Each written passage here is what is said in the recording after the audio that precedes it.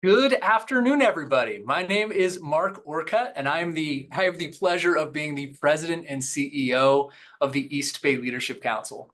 Thank you for joining us for what I'm sure will be a compelling discussion with Senator Steve Glazer. It's a joy to learn from and help lead such a diverse and formidable group at the East Bay Leadership Council, and I'm so grateful for your attendance and continued support. If you're new to us, we're happy you're here. The Council is a nonprofit organization led by employers on a mission to strengthen the economy and improve quality of life in the East Bay. That's a tall order, but one where we have made our mark for decades through strategic advocacy, thoughtful research, informative and inspiring events, and programs that deepen our local impact. It's all made possible thanks to our employer members. If you'd like to learn more about the East Bay Leadership Council, visit our website, eastbayleadershipcouncil.com. We are a very busy group. Next, I would like to take a moment just to thank the sponsors of our 2024 Capital Series. As we kick it off today with Senator Glazer, their generous support made this event series possible. First, IBEW Local 302, AT&T, Central Contra Costa Sanitary District, H-Cycle, the Hospital Council of Northern and Central California, and John Muir Health. Please join me in recognizing however you can in the chat with reactions, the generous support of our series sponsors and their ongoing support of the Council's mission. But before I introduce Senator Glazer and we dive into our discussion, I would also like to highlight that we are now accepting nominations for the 2024 Threads of Hope Award.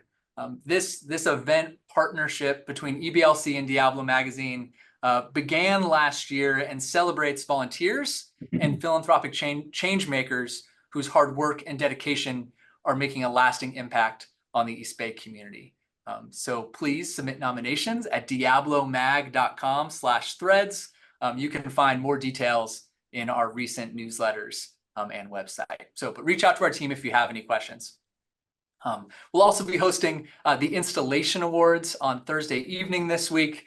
We have a full house, but I hope that we will see you there as we welcome our incoming board chair and CSAA Insurance Group executive, Danielle Kagan, as the chair of the board, and she really sets the stage for EBLC's year to come. So more on that event, and all our honorees can be found on our website.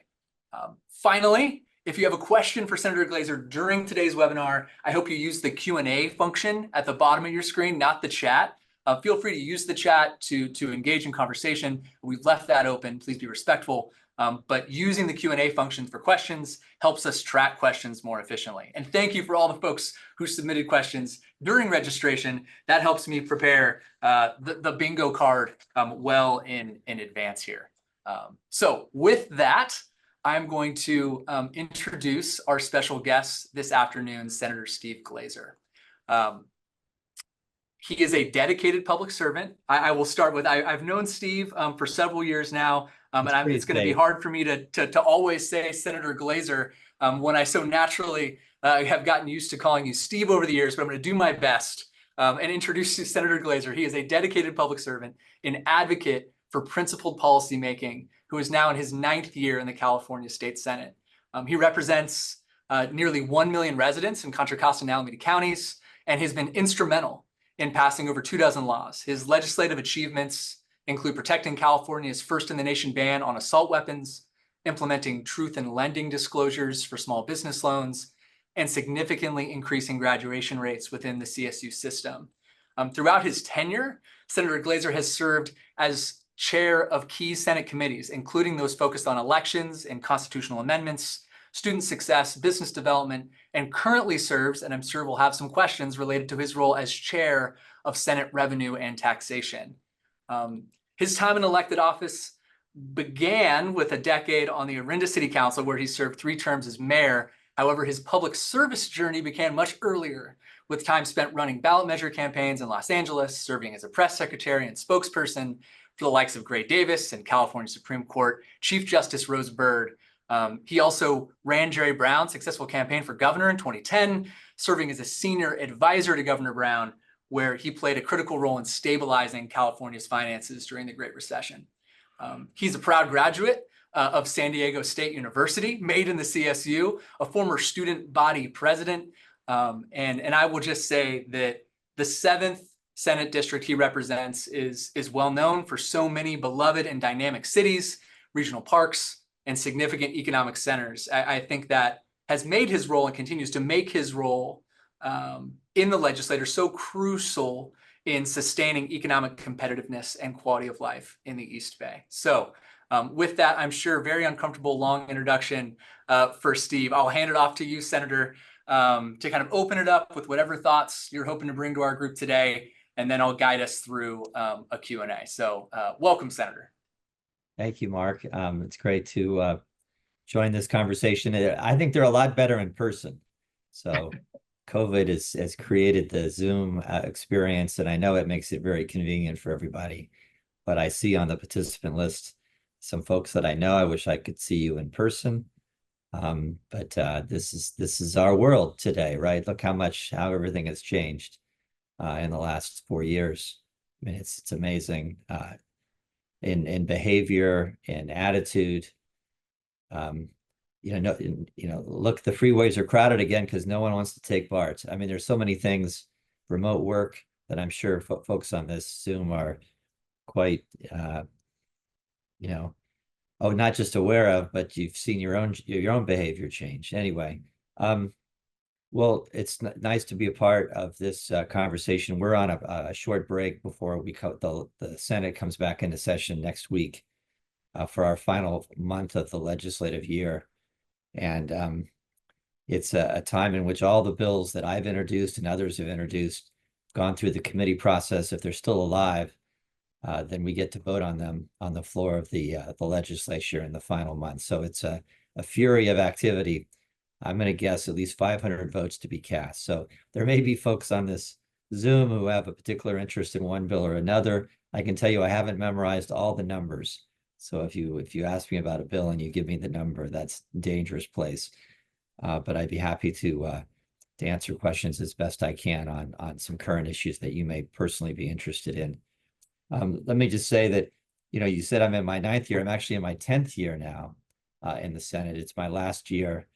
I am feeling a little old. It's amazing how time flies, Mark, when we were working on campaigns together to today. But it's been a really fulfilling 10 years. I feel very blessed to be in this job. Mark was talking about the district, and it's a very diverse district, 14 cities and more than that in school districts. And when people think about the Bay Area, they're not really thinking about my Senate district. They're thinking about San Francisco or San Jose or Oakland. And I think part of the challenge and being a representative from this area is, first, it is diverse. Republicans, Democrats, small business, some bigger employers, but most people think that it's a liberal bastion, just like how they view the Bay Area, and it's not. It's a much more of a moderate area. And it's always been a challenge for me with my colleagues in the Assembly and the Senate to have them understand this district. When I tell them that the largest private employer is Chevron, they don't know what I'm talking about. It surprises them when we talk about energy policy. And when we talk about a one-size-fits-all solution on a whole range of issues from schools to criminal justice, I always have to talk about my governing principles where, local control is a big deal to me. When you have so many different cities and school districts and special districts I've learned that government closer to the people is much more likely to be more in tune with what's going on.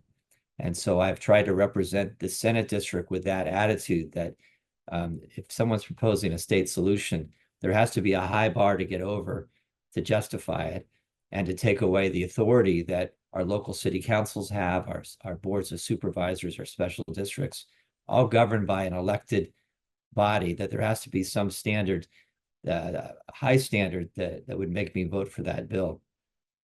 So it has established me as a little more of an independently minded Democrat that's just not going along with the party.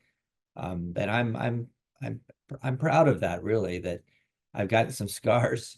It's good that I'm wearing a shirt because you get a lot of scars when you're in that center lane in politics. So much of our politics today have become so polarized. where you have to be on the extreme left or the extreme right and make a lot of noise, seemingly, takes, it's what you hear on the news all the time, right? And so when you are trying to be thoughtful in the center, it can be a challenging place in this day and age. And maybe there might be some follow-up questions on that. But in my years in the Senate, I've really focused on being a good representative of our communities, diverse as they may be. I've tried to focus on fiscal responsibility, that there's always a proposal that of a good idea in our political system. Wouldn't it be nice if we did whatever? And I've always tried to say that that's great, but how much does it cost? And has it been done before? And how are we going to be sure the money is going to be spent well, and create that kind of an oversight examination of so many of the laws, the proposed laws that come before us. It's probably why you've heard me talk a lot about BART, not because I don't like BART. I think it's a critical part of our Bay Area life, for our environment, for people. But I've always been unhappy that there hasn't been the oversight of that regional agency. And so it's made me talk a lot more about what's happening there and the rest. And but let me just mention a couple of things, Mark, and then we can go to questions. Since before I was elected to the Senate, I was on the trustees of the State University, and it got me very focused on the student life at our four-year institutions, and I learned that our graduation rate, we're very proud of the affordability and the access that our UC and CSU systems have for our students, but very few people were focused on completion. And what I learned back in 2011, 12, 13 is that there really wasn't any attention paid to student completion once you got into the university system. So I'll give you a statistic that I think you've heard from me if you've been to some of my town halls. The four-year graduation rate at the 23 campus CSU system in 2015 was 19%. Only 1 out of 5 had barely got through in 4 years. And for many, they were dropping out with no degree and with debt. So I focused a lot on trying to make our university system more efficient and more student-centered. I authored legislation to give a track for students who wanted to get through in 4 years with early registration and academic advising. The system has put there a lot more attention to that problem. And so today, the four-year graduation rate, the average in the system is around 35%, 36%.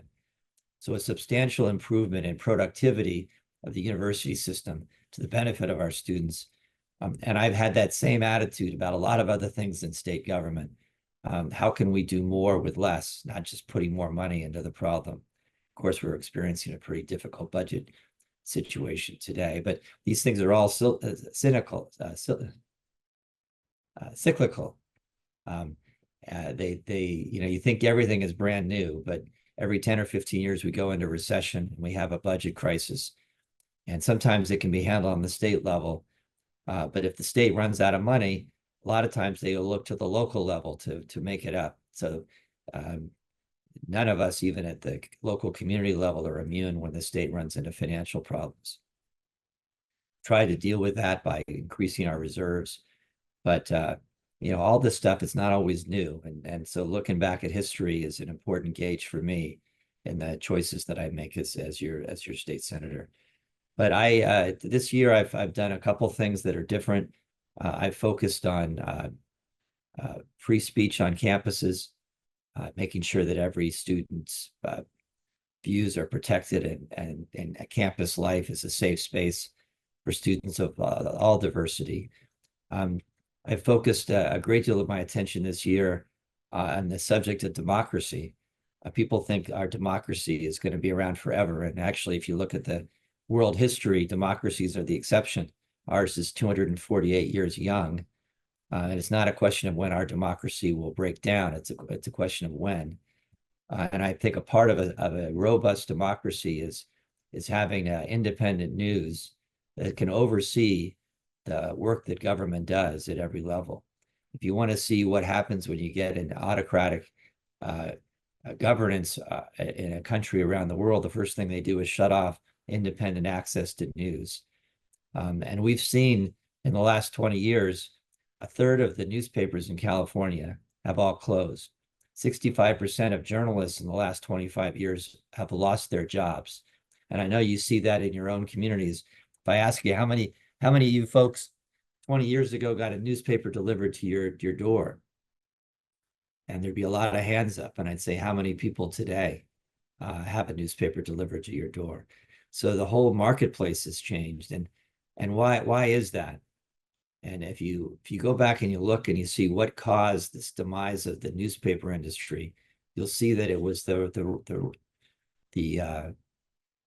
rise of these digital platforms, Facebook, Google, Amazon, and a lot of these digital outfits that we all use for social media, for interactions, for shopping.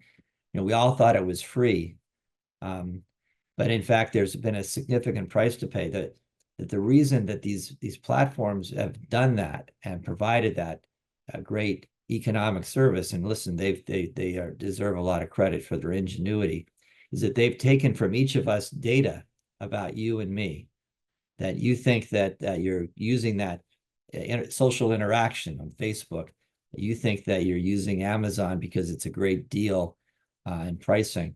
The number 3 advertiser in the world is Amazon. See, they have taken that data, all the things they know about us, our shopping interests, our social interests, and they have monetized it in the selling of advertising. So it's a lot more effective to advertise on these platforms than it is to advertise in a newspaper. And that has caused the revenue shortfalls that have created this caving in of our news industry. And to make matters worse,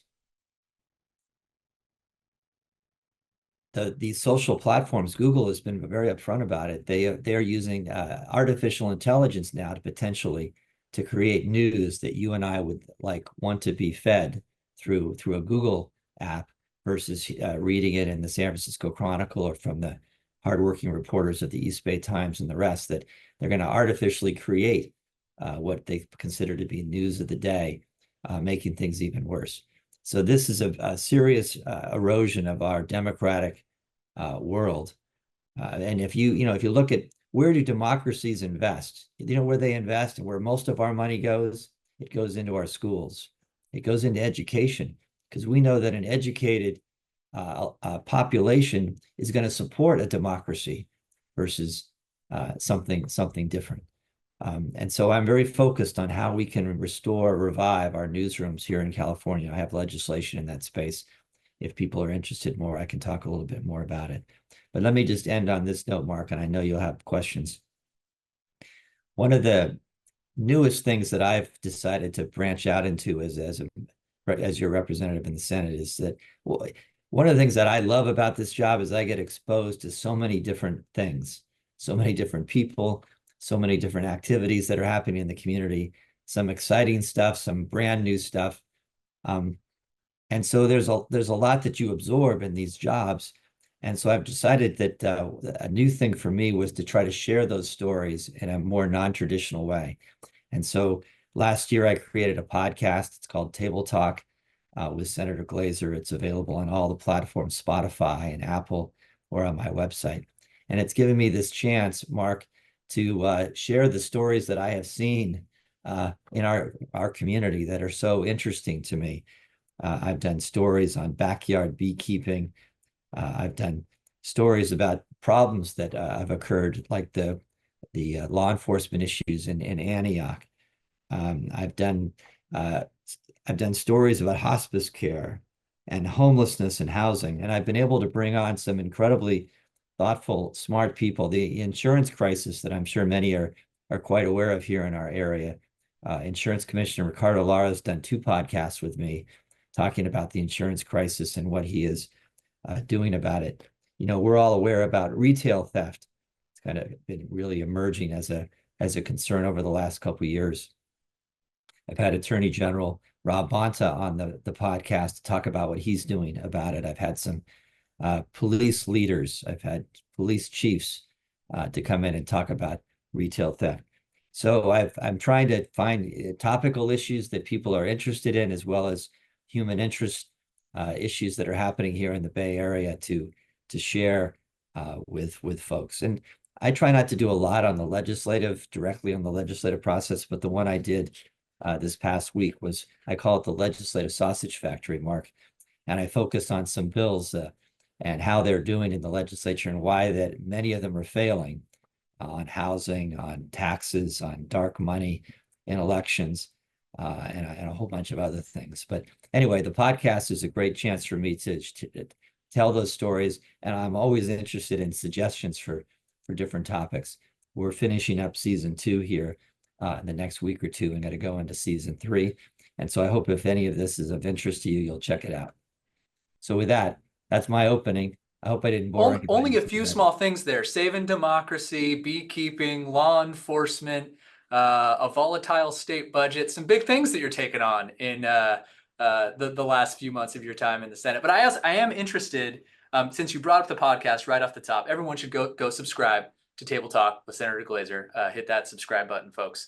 But do you plan to continue on that podcast? Is that something that you see as a important part of your kind of continued engagement with public life come next year?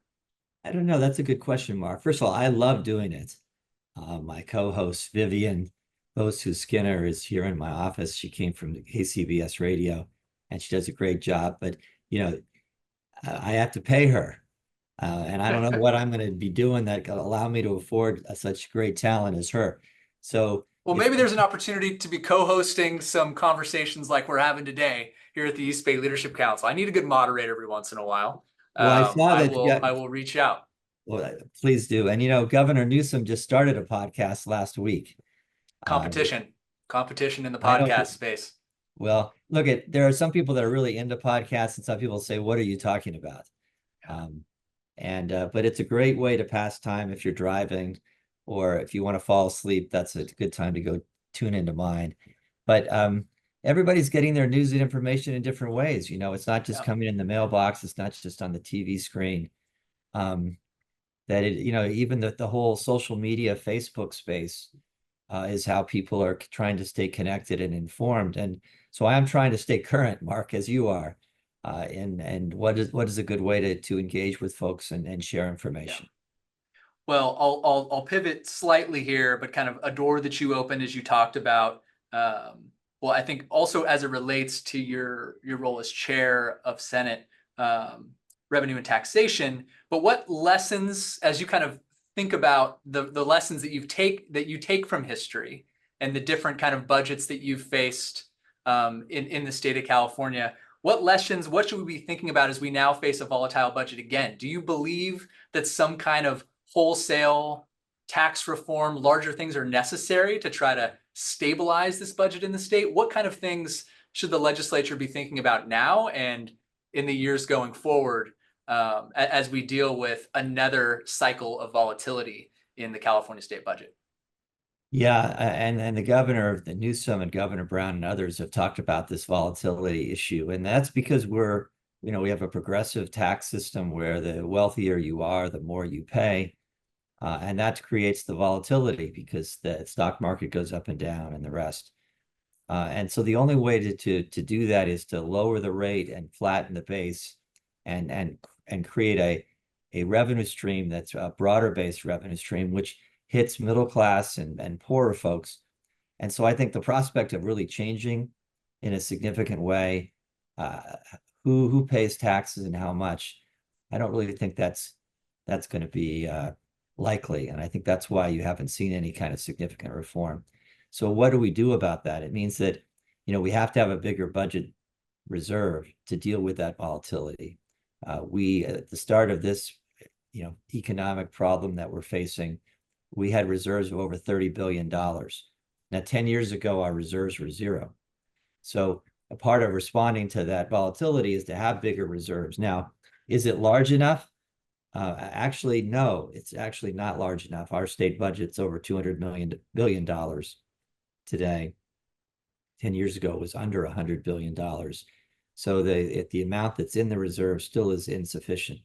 But I would say this, Mark, we put so much money in places that I know we care a lot about. A good example would be our concern about homelessness. We're spending $15 billion plus in the last 2 or 3 years trying to deal with homelessness. So we throw a lot of money in that space because it's important. And we throw a lot of money into mental health, over $7 billion a year into mental health. And look what we spend on schools. But the oversight is what's, in my opinion, what's really lacking is that how is the money being spent well? And are there ways to spend it more efficiently? I go back to when I talked about the graduation rate at the state universities. That's an example of doubling the efficiency with almost no new money. And I think that's where we got to put a lot more focus on. But when you do that, you're upsetting the apple cart because there's a lot of interest that have kind of built into these various programs, and they want to protect that source of money. And it requires a lot of tenaciousness to push against the bureaucracy and against a lot of the special interest power and say, hey, we're going to hold you accountable. Otherwise, we're not going to give you the money. And it requires the political will to do that. And that's not just one senator. That's a majority in the Senate and the Assembly to do it, and having a governor who's willing to hold his own bureaucracy accountable. So it's a tough road to do it, even though you've identified the problem correctly.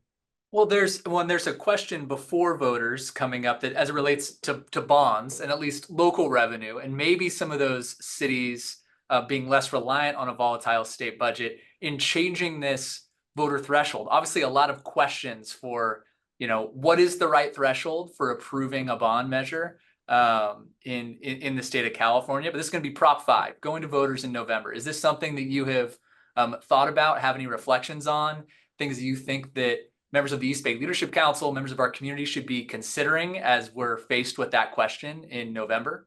Well, I'll give you one that's more local than that. There's a proposal for a $20 billion housing bond. I've got a question there. But all right, well, I'm gonna go right there, because there was a story in the San Francisco Chronicle this weekend that said in San Francisco, to build an affordable housing unit, the cost of building that one door is $1 million. $1 million. You called it a well-intentioned fiscal rat hole. Is that correct? Am I quoting you correctly? You did. You're paying attention. Because it's not that we don't want to build affordable housing. I do, and I can talk about things we're doing to try to do that. But if government doing it is going to cost $1 million for every door, every apartment door that you create, that doesn't make any sense. And yet, when I've raised this issue, when this proposal was being circulated in the legislature, and they had a meeting with the Bay Area caucus to talk about this proposed idea, and I said, well, what are the cost controls? And they said, well, we're giving 75% of the money back to the cities and the counties. And I said, well, that doesn't answer my question. Giving the money back, and they do that because it means that everyone feels like they're getting money back so they can support it. But if there's no accountability for how the money's being spent, then they've done the politically easy thing, which is to make sure that if you vote for it, Contra Costa gets money, and San Francisco gets money, and Oakland gets money. And so the politicians in those jurisdictions are happy because they're getting the money back that they can spend. But if we're really not solving the problem of homelessness because we have no cost control about how, it's all about, okay, how do you do the most you can with the money that you do have?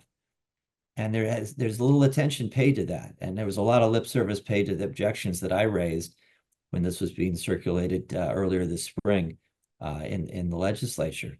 And that's my worry about this measure on the ballot, which you guys will take a look at, all for a good reason, right? We have a housing crisis. We need more affordable housing. But then, so we're going to, 20 billion just doesn't grow on trees. We're going to pay that.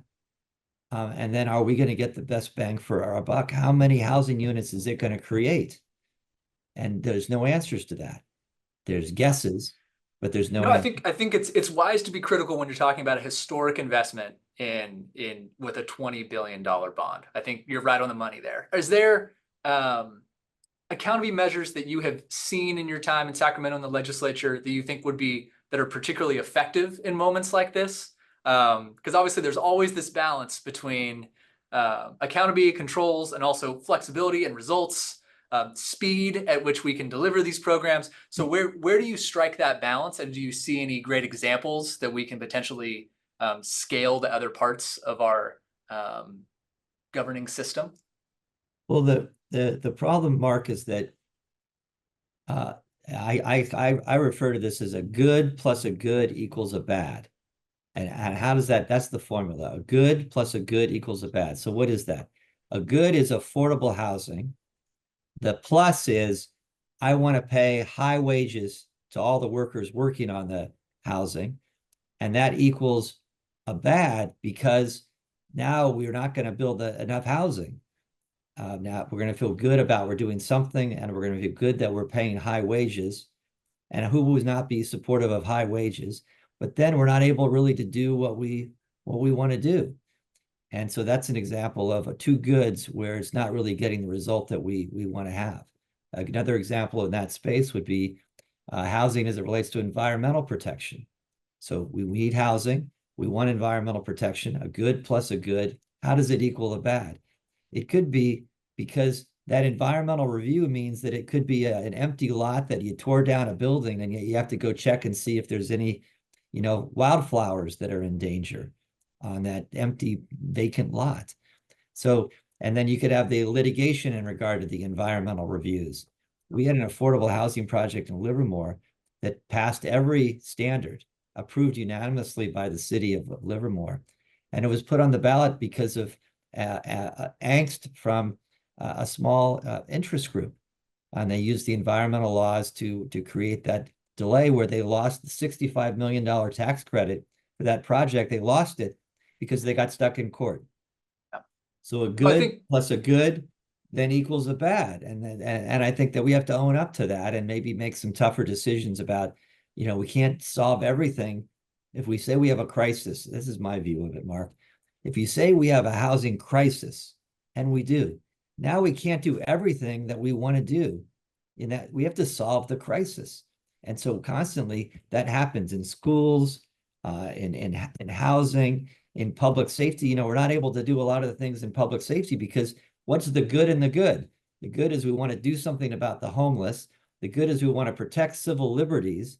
And that equals the bad, which is that we're not doing what it takes to resolve the homeless crisis because we can't reconcile those two things because we don't want to jeopardize civil liberties. So you see my point there. There's the equation.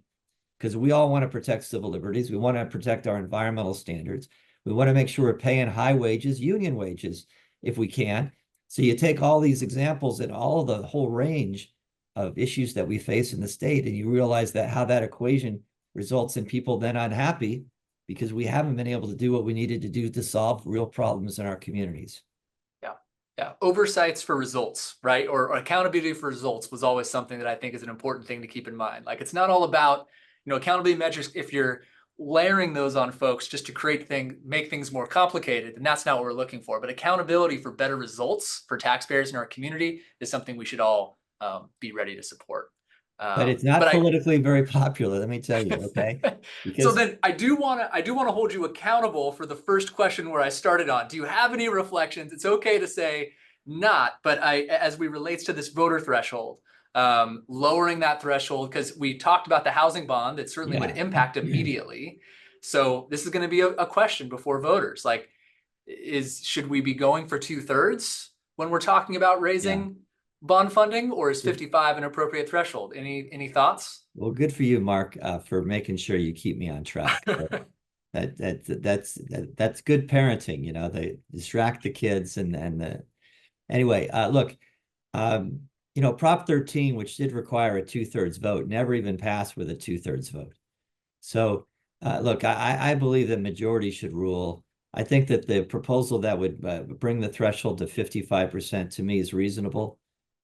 For investments in infrastructure, which is what that proposal does. So I was happy to support it in the Senate. And I think it's a reasonable proposal that would get my support on the ballot.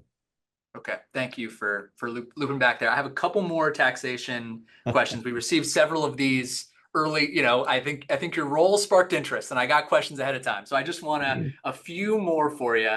What is your approach in considering tax credits that kind of provide those economic carrots rather than sticks. Obviously, a challenge anytime you are creating a credit, or if you were to remove a credit, that's a way that during these down budget cycles, they can raise taxes without raising taxes. Get rid of that tax credit that we created to try to incentivize a certain type of activity, business innovation, or the like.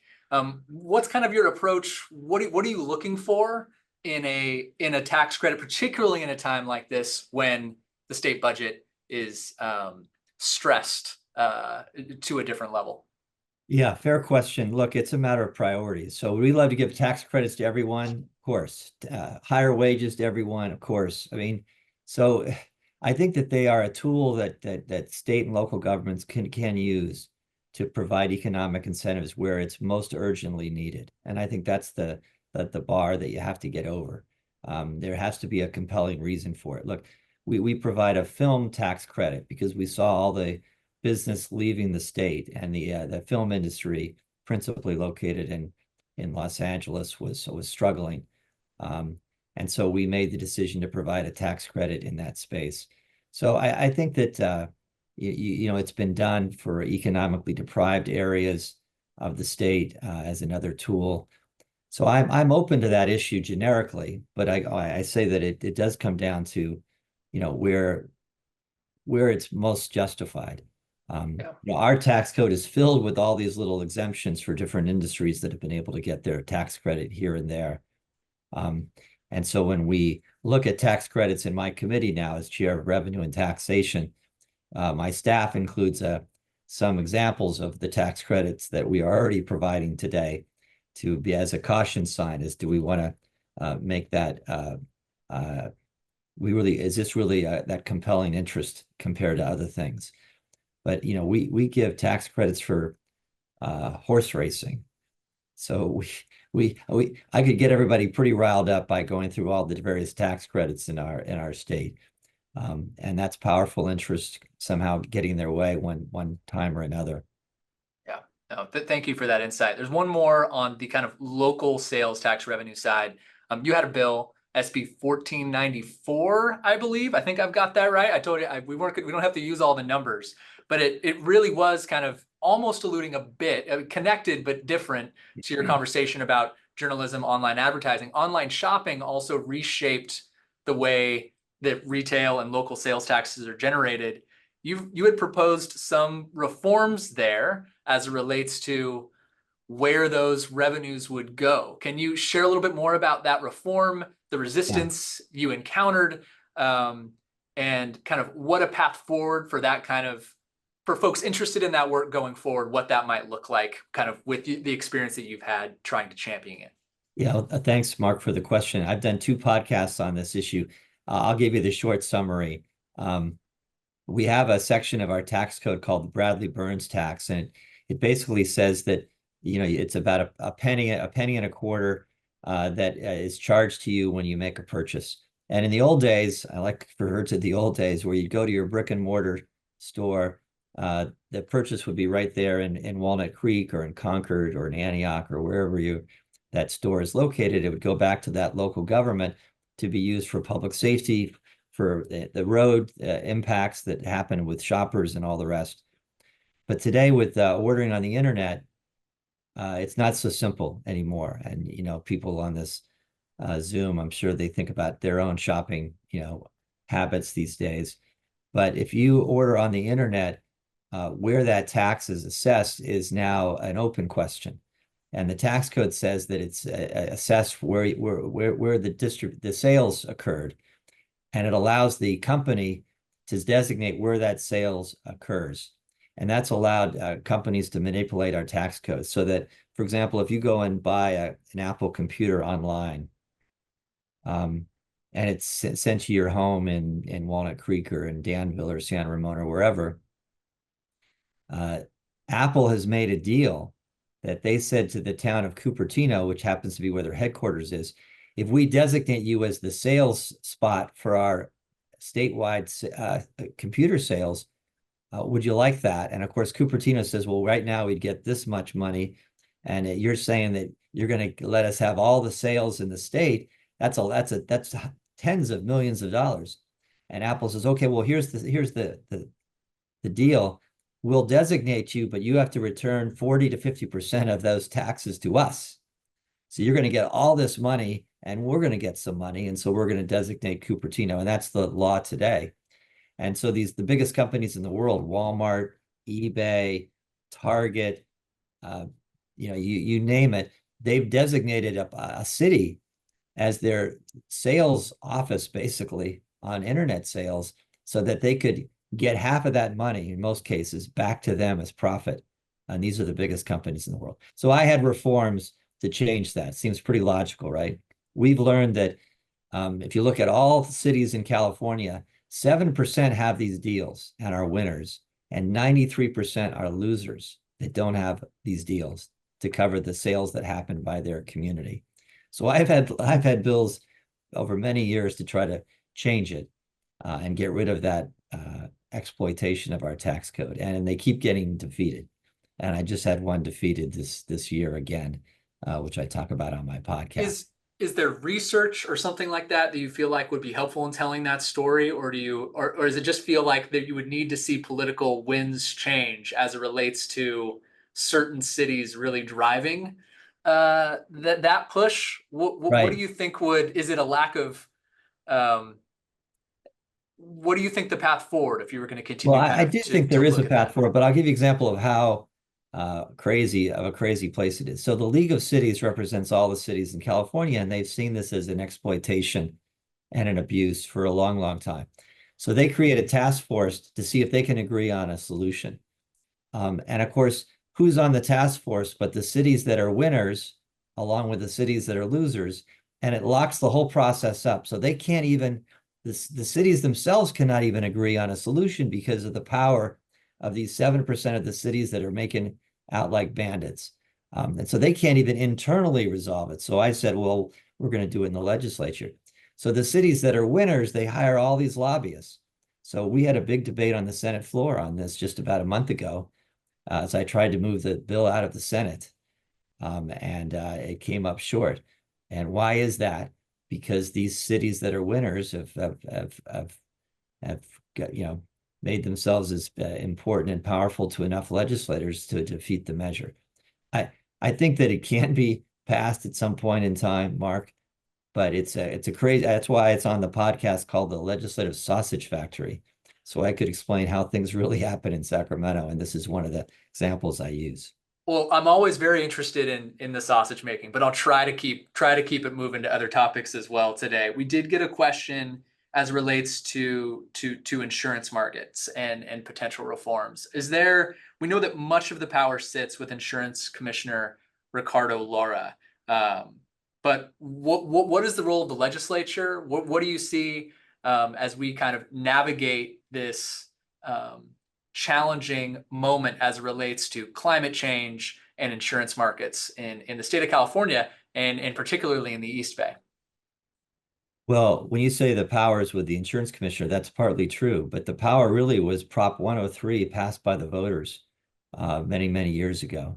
And that created basically the process in which an insurance company needs to go through to have their rate review by an elected insurance commissioner. And that process is so cumbersome that the insurance industry is not able to get the rates that they think justify the risk. And that's why we've gotten now collapsed into a crisis, is that, that if they ask for a rate that's under 7%, the review might be more expedient, but it may not be what they need. And so the companies over the years have just tried to get what they could because of the delays, the year-long delays that happen when they ask for more. And it's contributed to the crisis that we have today, where the risk does not match the potential profit that the insurance companies can make. Keep in mind, they're private companies. They're not required to sell insurance. Yet we know how critical they are to our marketplace, your ability to get a mortgage, to buy and sell a house, et cetera. We all know how that has to be a functioning market. And it's not functioning in California today because of Prop 103 and the requirements. That in some cases, the timidity of the insurance commissioner, who doesn't want people angry at him for raising rates. And so we have the situation we're in now. How do we get out of it? There's a couple things that will contribute to us getting out of it. The rates have to go up. They have to. There has to be a stable marketplace for these companies to want to write policies here. And with climate change changing the risk situation, it's made it very difficult. Why is that? Well, right now, I mean, the policy in California is that you can only assess risk by looking in the rearview mirror. And that's on things that have happened in previous years. You had to go in and project what your rates that you needed. And so one of the reforms that the current insurance commissioner has advanced is allowing you to have a model, a forward-thinking model used in terms of justifying your rates. And a forward-thinking model takes into account climate change, that, you know, fires, more intense fires, drought, floods, that these are all things that are changing quite rapidly in our world and are affecting the ability to get insurance because of those risk factors. So they're making some changes in terms of what would allow for a justification in a rate. And they're creating some, along with the help from the governor, some faster processes to review those rates. And so those are the things that are going to take 12 months to create a new balance in our insurance system. Now, nobody likes to pay more, but would you rather have affordability or availability? And right now that equation has gone where people want availability, because if they have to go through the insurer of last resort, that's the state fair plan, that means your costs are going to be even greater, and the kind of coverage that you would like to see in your home is going to be a lot less. And that's the world today for a lot of homeowners out there, and in some cases, some businesses. So you got to get equilibrium back in the system. The rates have to be readjusted to be a viable marketplace for these private insurers to do their work here.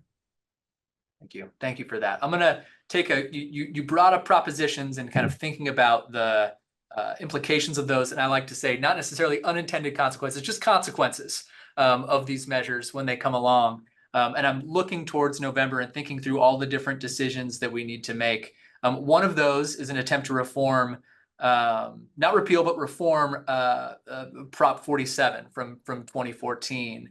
It's supported by, this is kind of changes to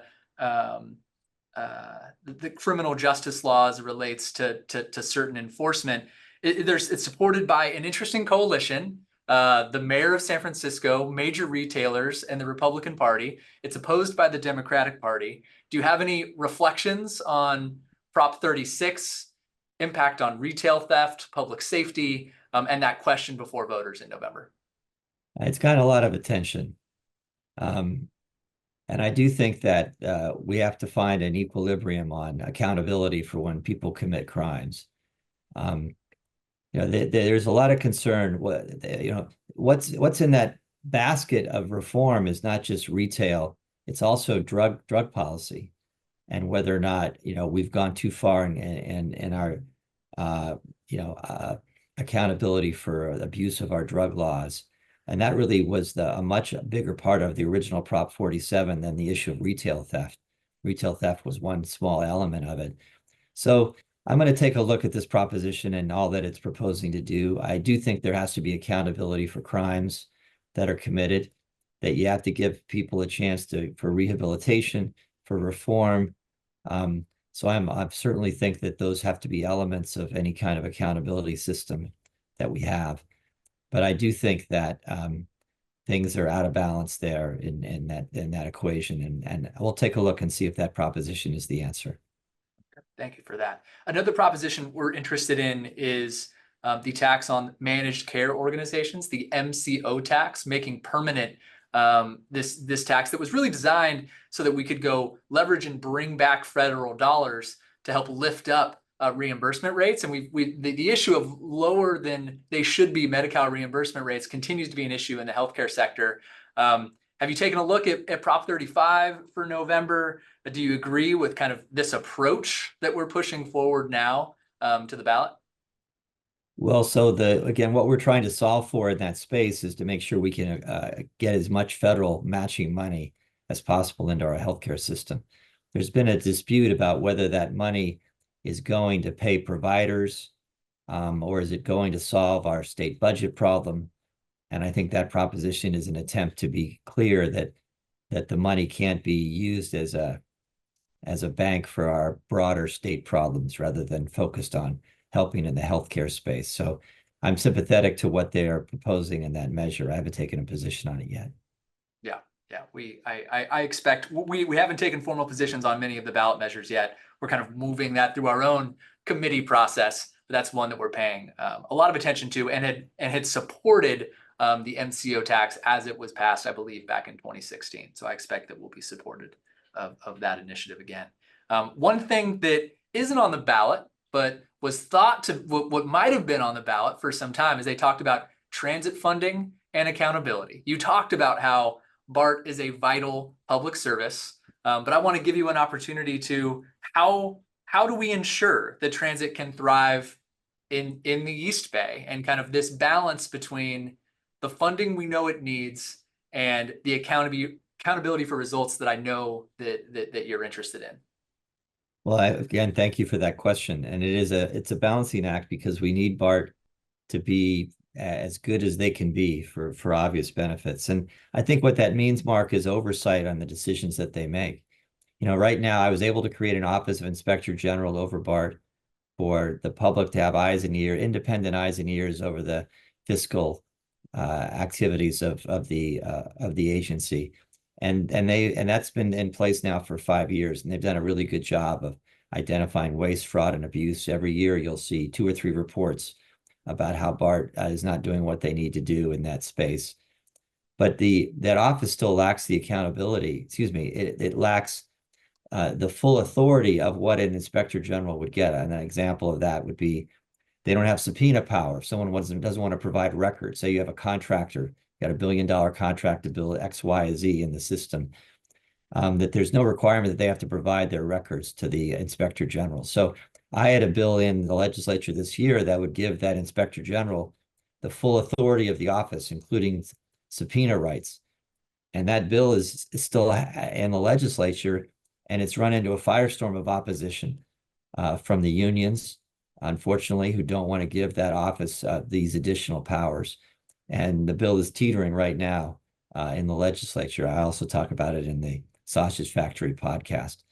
But it does require you all to pay close attention. When they say safety is important, well, then you got to hold them accountable for where are the fare gates, and why have they taken so long to put in modern fare gates and to provide a security level that makes people comfortable riding on BART. Are their priorities out of whack? And I think that's the extra oversight that your group and others can do to make sure that BART, they have billions of dollars in that agency. Are they making good choices about how they spend it? But once again, 2 years ago, BART in secret went into labor negotiations, didn't tell anybody about it, and pops out, let's go give our employees, big raises again. And it gets rubber stamped within a matter of days. And the public had no idea what was going on and why all that was justified. And so that's the kind of how they've operated. It's a public agency, but because they're regional, no one feels like they're in charge. Or if this was all happening in Walnut Creek, the Walnut Creek City Council would be paying close attention. But these regional agencies can run amok because no one's really paying attention to the daily life of that agency and the choices that they're making and how they spend their money.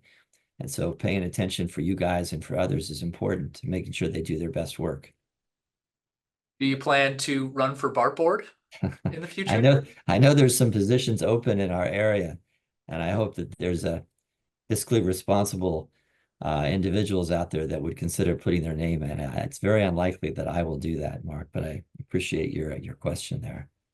Okay, yeah, sure thing. No, certainly lots to think about. I mean, I think a thriving Bay Area economy and quality of life depends on a thriving BART. And so whatever we can do to help them solve the problems they face while also not diving off of a fiscal cliff, I think it's the yes and approach that I hope that we will find as a region.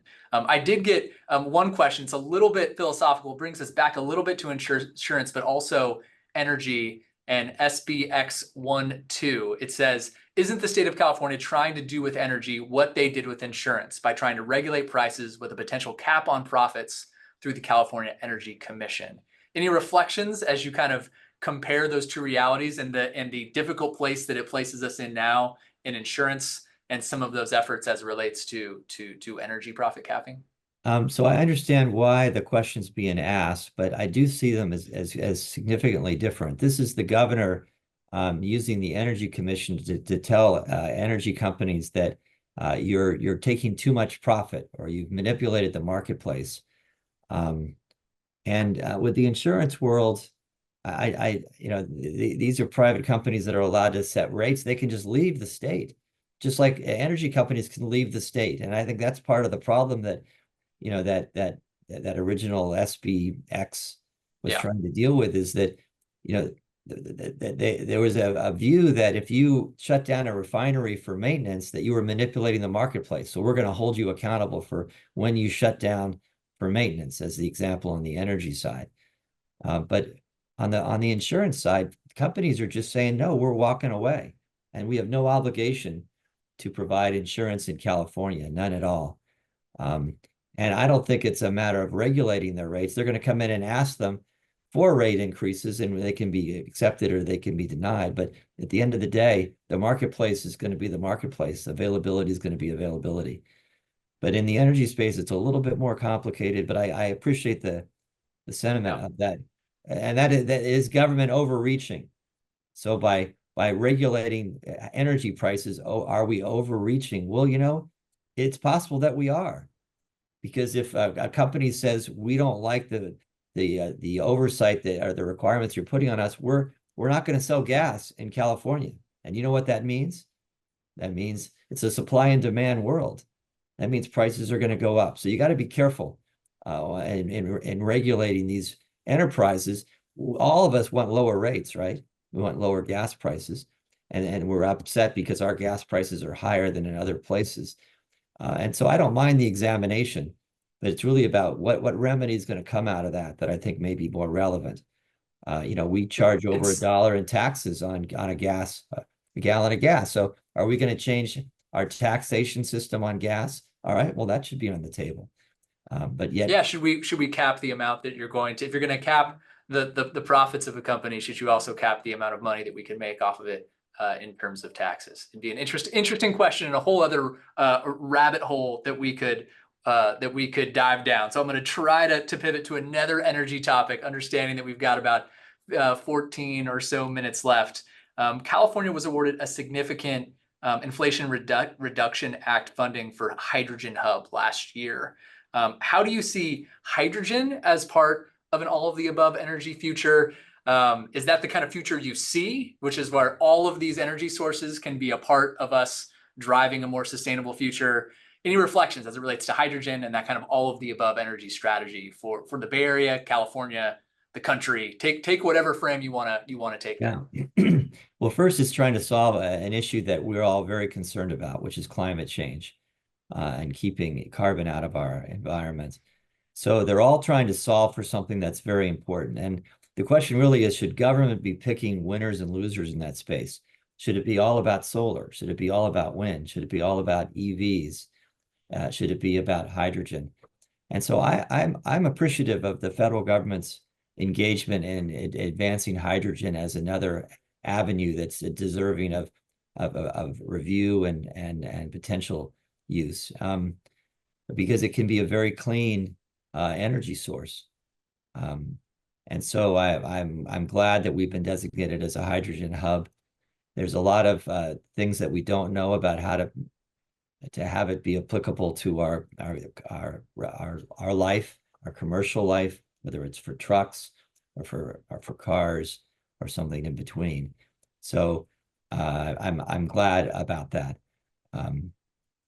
because I think that the existential crisis of climate change is so important that everything needs to be on the table. Nuclear needs to be back on the table, just because our whole world is changing, and we got to figure it out. Yeah, well, thank you for that. I kind of a somewhat related as we think about environmental protections, and some environmental protections that maybe didn't always have the intended consequence, or had consequences that folks maybe ignored for one reason or another. You supported much of the CEQA reform package back in 2023. Any additional reforms as it relates to the California Environmental Quality Act that you hope the legislature will consider in the months, years to come? Yeah, so CEQA, this is the California Environmental Quality Act. It's a wonderful law. It requires you to examine all the impacts of projects as it relates to our environment. And so I fully support it. I think the challenges are the abuses that have come out of it, the delays that have come out of it. And so I think there is a role for government in trying to make sure that we're expediting those reviews. And so there have been proposals, both I have submitted in the past and have been advanced, to try to streamline the reviews, the CEQA reviews in the court system if challenges are made, and trying to make it pragmatic to our world. I talked about that empty cement-covered lot that someone wants to rebuild on, that somehow could create a serious environmental impact that maybe an overbroad examination and something like that. We've made some reforms as it relates to affordable housing. I think there was a question in the chat earlier about what specific changes can we do in the area of building more affordable housing. And so CEQA streamlining is something that we have advanced in that space. It hasn't gone far enough in my view, but that's an example of where we can take that environmental law and apply it in a good, thoughtful way, because we want to protect our environment, but in a pragmatic way, because we have a crisis we're trying to deal with in terms of affordable housing. That'd be how I'd answer that. Yeah, I'll kind of take that open door on housing and ask another kind of follow-up question here. Bishop Ranch and San Ramon have been making some bold pivots from commercial real estate to increasing the housing supply, building housing, scraping down high quality commercial real estate in their city and adding housing. Do you think this is something that other cities should be following suit and engaging with closely? What are kind of some of your reflections as we kind of deal with demand destruction in some ways related to commercial real estate, which, who knows, like, to your point, history is cycles, but we are facing what looks like demand destruction. Do you think that other cities should be considering some of the things that we're seeing in San Ramon and Bishop Ranch? I think so. And I've supported some bills that would provide some reuse options in cities where the commercial space is not, or the industrial space is not being utilized.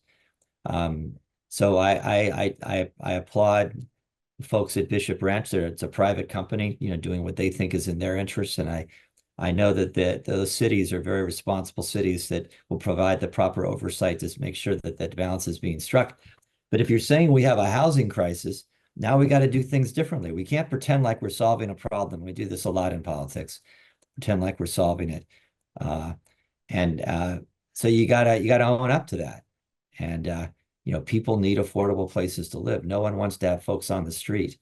So we got to make some changes. And I think that's one element of a change that we can make. And I'm generally supportive of it. Obviously, it's all about the specific project in the specific place, and those reviews have to be properly done.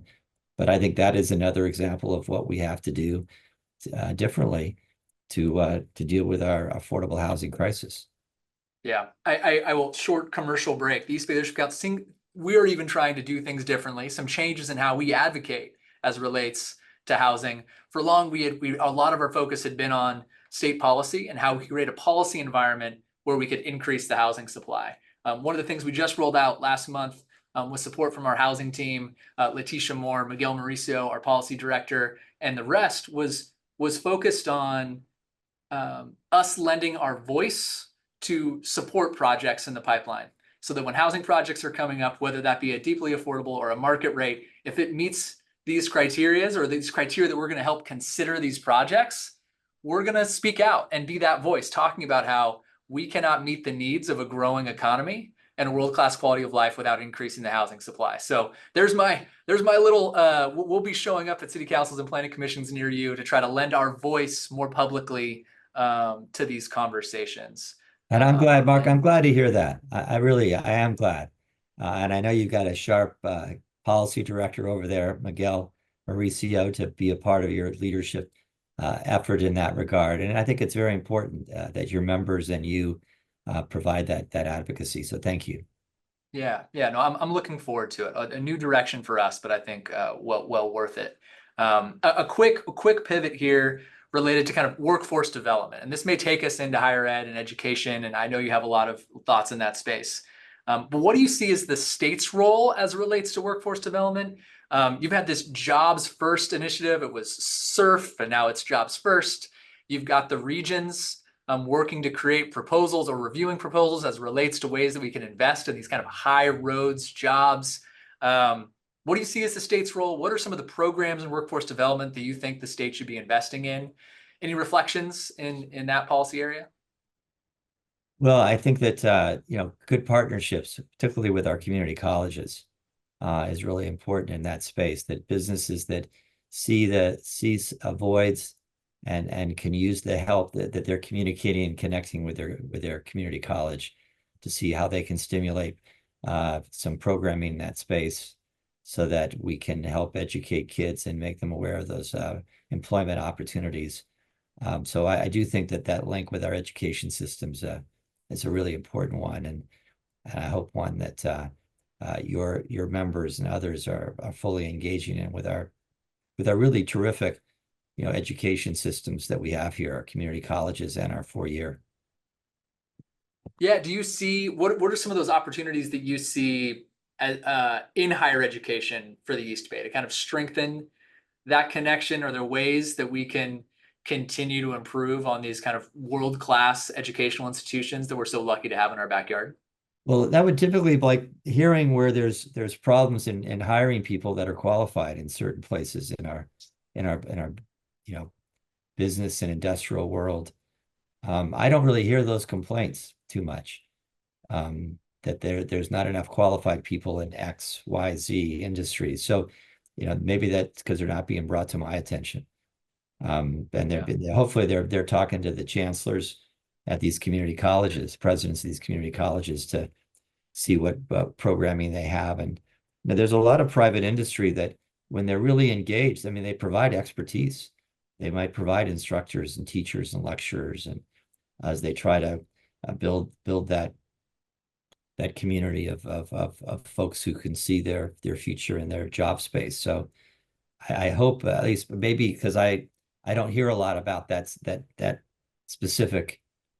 Yeah, I mean, it's some of the work we've actually done. So I often have the East Bay Leadership Council logo over my left shoulder. We also have the Contra Costa Economic Partnership, and they think a lot about where are these workforce gaps and what are ways that we can help amplify some of these great initiatives that are help filling those needs, whether that be paramedics,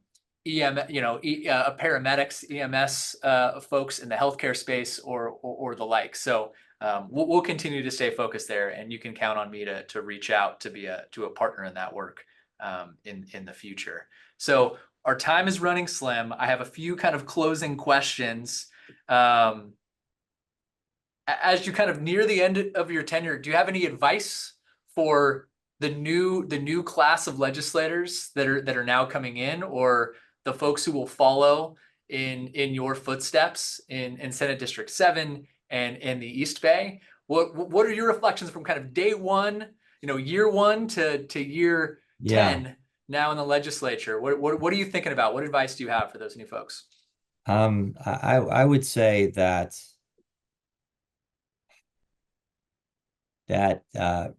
you remember, just and we have some smart folks that are in these positions, and I think they know this, that you represent everyone, not one party, not one interest group, that you're there to reflect the common good, not a special interest good.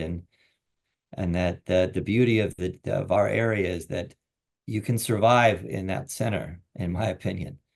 Most people don't recall that we've had Republican representatives in the Congress and the Senate and the Assembly. We've had a long string of moderate Democrats in the legislature, and that if you make sure that you support those folks that are willing to stay in the center and listen to both sides and be thoughtful about what's the long-term thing to do in a lot of these problem areas, and have the courage to stand up and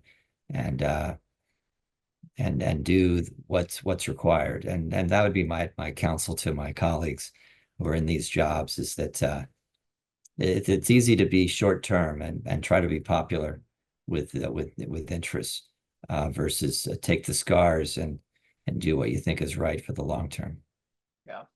And as you prepare to step aside, I know I've kind of hinted and tried to tease out of you kind of what's next, whether it be podcasts or Bartboard, or I hope that the first thing you do is take a lovely vacation and maybe sip a beverage on a beach with your lovely family, who I know you love, and love spending time with more than many people in the world.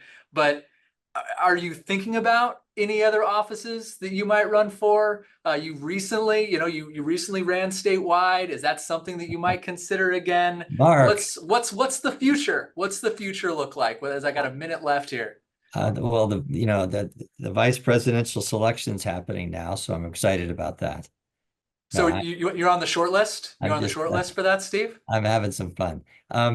Look, I don't want to make this political, because this has been a good serious conversation without ambition getting in the way of it.